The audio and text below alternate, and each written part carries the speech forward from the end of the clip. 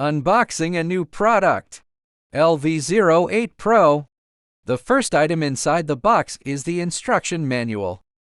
Set it aside and continue unboxing.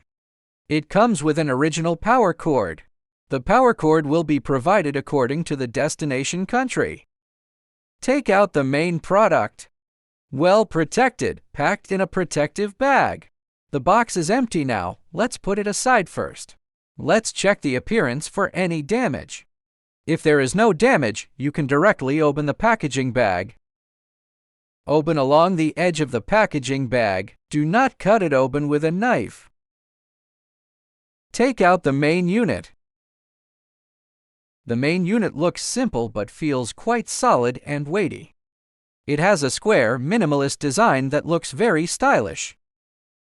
Both the front and rear are air inlets and outlets. There is a small screen on the front for display. Basic specifications are printed on the back. At the back are a power port and a Type-C port. The front air intake grill can be removed. Moreover, it features a magnetic design. After removing this grill, the air intake volume will increase. The noise will also be lower. There is a magnet on it. It's also very easy to install it back. Just place it down and it will attach firmly without falling off.